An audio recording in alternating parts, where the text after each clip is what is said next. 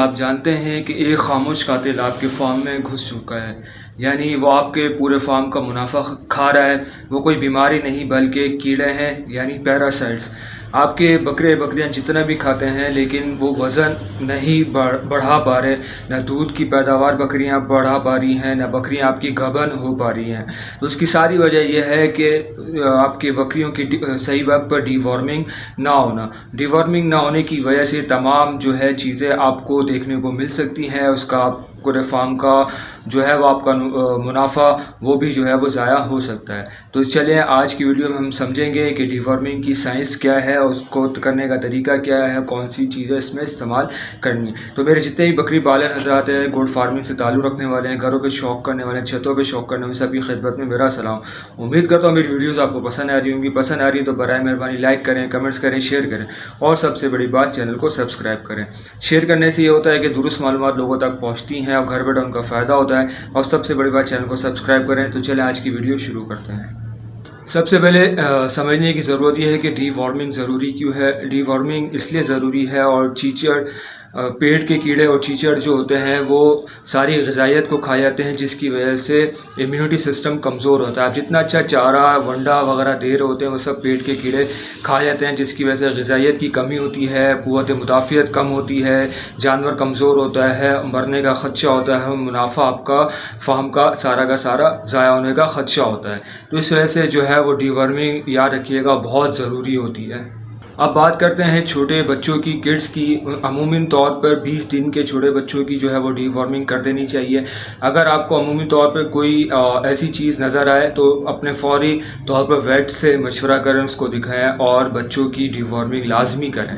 तो आइए समझते हैं कि आपको कब जो है वो डीवॉर्मिंग की ज़रूरत पेश आएगी और क्या पहचान है इसकी।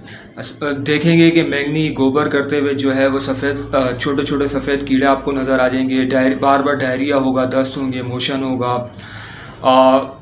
गोबर करते हुए, मैंगनी करते हुए या पेशाब करते हुए तकलीफ़ का सामना होगा और जबड़ों के नीचे जो है हल्की सी सूजन और सफ़ेदीपन आ जाएगा। तो ये तमाम जो है वो निशानी होती है, इसको ज़रूर आप जो है वो नोट करिएगा। डीवॉर्मिंग करने का सही तरीका ये है कि 8 से 10 घंटे तक आपने जो है वो अपने मवेशी को भूखा रखना है। अगर आपने सुबह डीवॉर्मिंग करनी है तो रात में उसको चारा दें। हमेशा जो है वो दवाई को चेंज करें, रोटेट करें। अगर आपने एक दवाई से किया फिर अगली बार दूसरी दवाई से आपने करनी है। और जानवरों के वज़न के हिसाब से यह रखिएगा, हमेशा जो है वो डोज दी जाती है डीवॉर्मिंग के लिए। तो आइए जानते हैं कि कौन सी दवाइयाँ जो है वो डीवॉर्मिंग के लिए बहुत अच्छी है। अल्बोमार बहुत अच्छी है पेट के कीड़ों के लिए और बाहरी कीड़ों के लिए। निलजान जो है वो बरसात के मौसम में बहुत अच्छी है पेट के कीड़ों के लिए। और कोलेस्ट्रोसल जो है ये भी बहुत अच्छा फार्मूला है।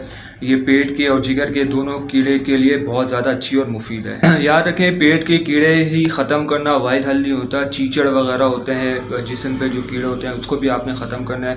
बुटॉक्स बहुत अच्छी दवा है, इसको आपने जो है वो पानी में मिला के अपने जानवरों को नहलाना है। इससे जो है वो जिस्म के ऊपर जो चीचड़ वगैरह कीड़े वगैरह होंगे, जो खून चूस रहे होते हैं, वो भी ख़त्म होंगे।